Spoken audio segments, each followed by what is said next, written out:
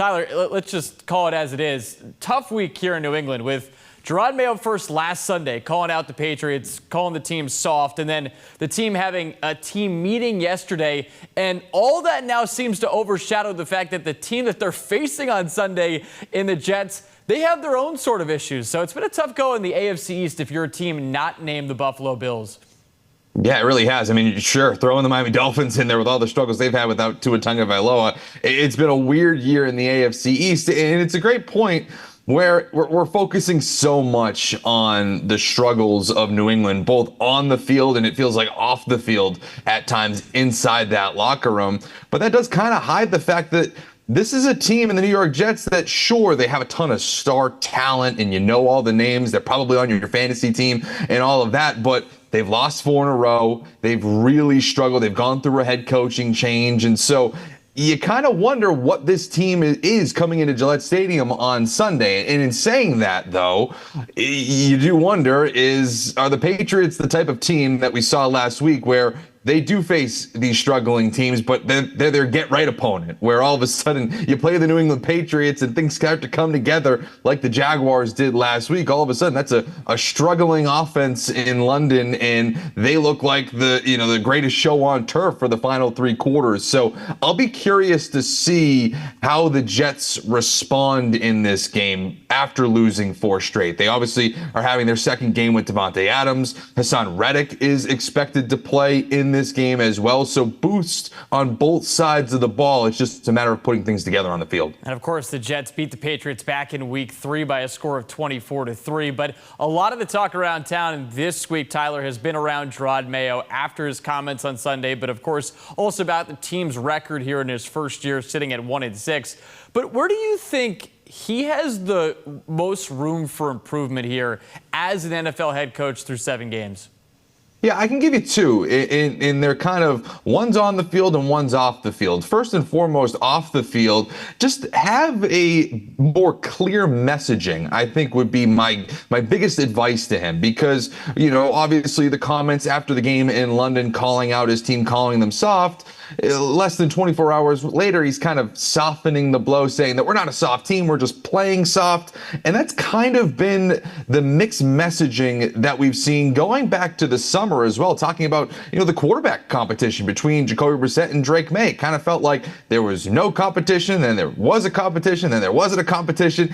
There's a lot of volleying going back and forth for Jerod Mayo. And it's understandable. The team's struggling. He's just trying to find answers and opening so many doors to try to find that, but keep that internal. Don't put that out in the public, because then it looks like you don't necessarily know what you're doing, and that's not a good look for a first-year head coach. And then on the field, I think he just needs to go back to his roots a little bit. And what I mean by that is this is a former Pro Bowl inside linebacker, and that feels like an area where the Patriots are struggling. He's a de facto defensive coordinator with this team under Bill Belichick, in stopping the run, covering opposing tight ends, those things that linebackers are typically tasked with. I feel like the Patriots are specifically struggling with. So if you can get the message clear and then just solidify at least that area of the defense, where stopping the run, stopping linebackers over the middle of the field at the linebacker position, to me, those are the things that are fixable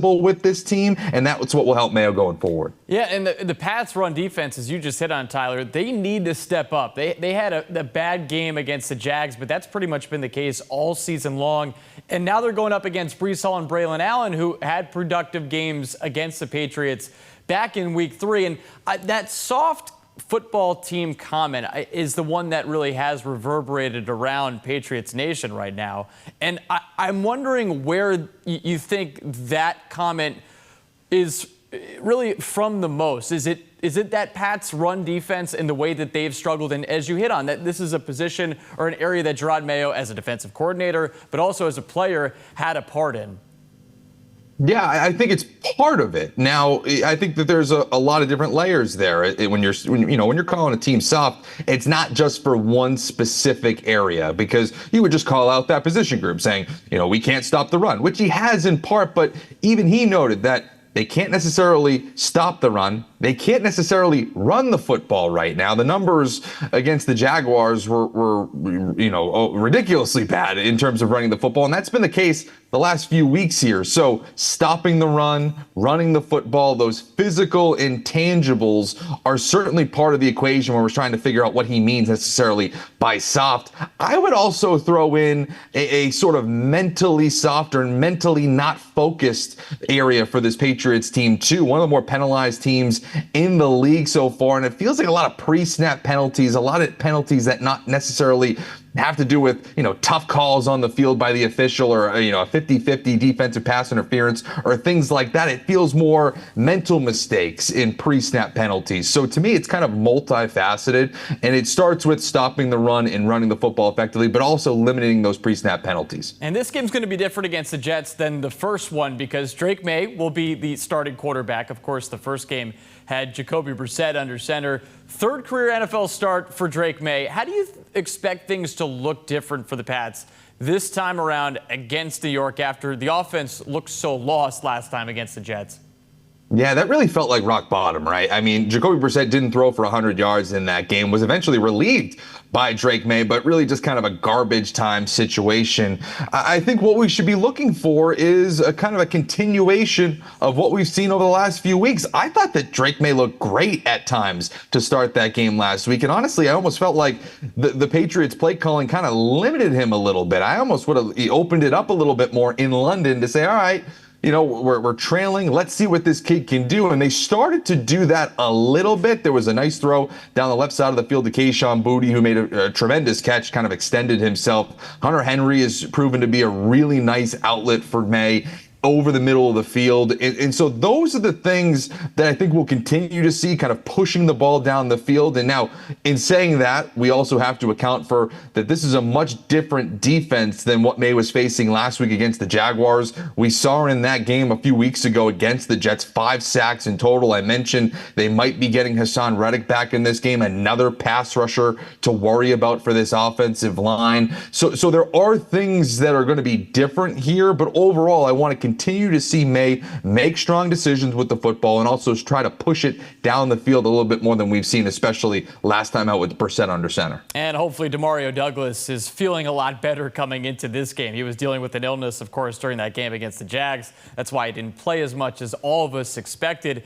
This Jets offense, with all the big names, as you hit on earlier, they're just 24th in the NFL in points per game. So that's with Aaron Rodgers, Devontae Adams, Garrett Wilson, Breece Hall, all these guys that everybody sees as stars. What do you think is the key for the Patriots to stop the Jets here on Sunday at Foxborough? Yeah, I think it's a little bit of what we saw last week and really kind of what was their fatal flaw is that they got out to a really nice start. I thought the game script was really nice against the Jaguars, got up 10-0, but then things just fell apart. And that was because mental mistakes and all the things that we've already covered. But if they can continue those games out on a rather positive note, then this New York Jets team, mind you, they kind of fall off a little bit. And I don't think that that's something that necessarily people think about when they think of Aaron Rodgers and Devontae Adams. I think you look at that and you say, oh boy, this is going to be a tough offense to really try to slow down Garrett Wilson, Breece Hall, the guys that you mentioned.